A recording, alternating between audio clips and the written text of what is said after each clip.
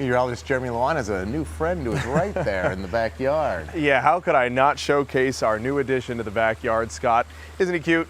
I love him. Sir Froggerton, and I got him for $1 at the thrift store. I couldn't pass him up. I mean, everybody knows I thrift all my clothing. Maybe not this outfit. This is something a little bit more dressy, and I'm actually wearing something that I've worn since high school, both the shirt and the pants. So I try to recycle my clothing, and when I find myself in the thrift store and I see something as cute as Sir Froggerton, I just couldn't pass him up. We have 2 backyard frogs in our pond, Soggy and Sprinkles. So now we've got Sir Froggerton to add to the menagerie back here. And there's actually a hole in the bottom. It looks like it was handmade. There's a hole in the bottom for a solar powered light. So I'm going to add that to him.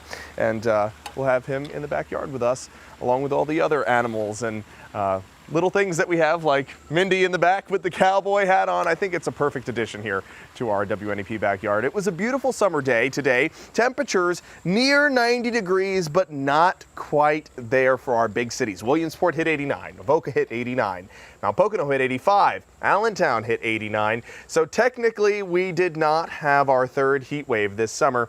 We needed 3 days consecutively of 90 degrees or more, and since we hit only 89 today, technically in the books, this is not a heat wave, even though I know it felt like it, folks, with the added humidity. Temperatures today, 89. Yes, that's warm for August. Normally we top out around 83, so we were 6 degrees above average, but we were still 7 degrees off that record high temperature set back in 2005. Now, we did make it a heat wave in Elysburg and Lewisburg. Both of you hit 90 or above. As a matter of fact, Lewisburg was at 92 earlier today, but everybody else only got up to the upper 80s. So technically it was not a heat wave for Scranton or Williamsport or Cogan House Township or Lock Haven for that matter. Into the mid 80s at this hour, and we're at 81 in Saylorsburg. When you factor in the humidity, it certainly feels hotter than the actual thermometer reading, feeling like 90 in Tower City, feeling like 91 in Jersey Shore, and feeling like 81 there in Renova. So feeling a little bit warmer when you add in the humidity. Looks like they just moved the camera on me at Camelback Mountain. They were showing the wave pool as the folks ended their day in the Poconos.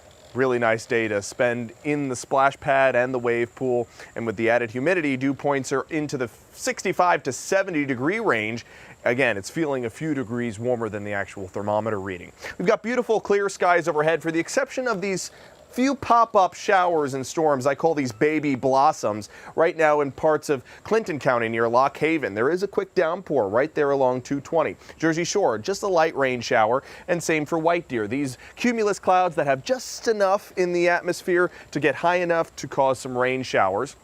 You need a lot of updrafts to cause downdrafts. What goes up must come down. So we're seeing these few pop-up showers, and this will be the case as we head into the weekend too. Your Friday will have the chance for a few pop-up showers. Saturday afternoon, maybe a few pop-up showers. Sunday, the chance for more vigorous isolated storms. And a lot of that activity staying to our south, near Cape May, towards Delaware, even in towards our nation's capital. That's where the majority of the moisture and the lift in the atmosphere is. So we're out of the woods for any additional flooding potentials, but we could see a shower or two as we head through the next 48 to 72 hours. So here's how I see things. Clear for the most part tonight. Good viewing of the meteor shower. Tomorrow morning, maybe some patchy fog. Could see a few showers early in the morning. And then we break out to full sunshine into the afternoon. But notice that into the evening, maybe a pop-up shower or two. Now headed into Saturday, starting off with cloud cover. Then we break out to sunshine throughout the afternoon, and that's when we see those pop-up showers and storms. Some downpours possible, but no flooding potentials. And by the evening hours, we clear things out. As far as rainfall amounts, Kurt said this earlier. He ran the numbers. Just a few hundredths of an inch. So if you do get a downpour, it's not going to be one of those deluges like we had yesterday, but you could get something that interrupts your afternoon plans through the weekend. Now this is Teddy and Peaches. I had to showcase these two. I hear from Laura that they are best friends and they love long boat rides out on Lake Wallenpaupack.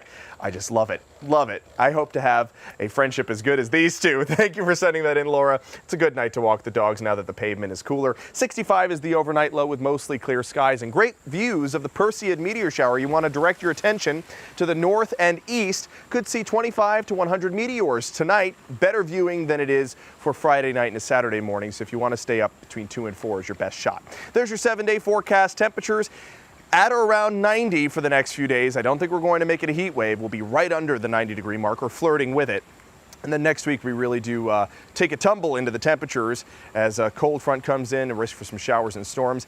And Erin, Scott, will actually pass towards our east, but if anyone has any plans to go to the Jersey Shore or even further down the eastern seaboard, there could be some risks of rip currents Thursday, Friday, and Saturday of next week. All right. Well, we'll look forward to that when it gets here, I suppose. Yep. Thanks very much, Jeremy. You got it.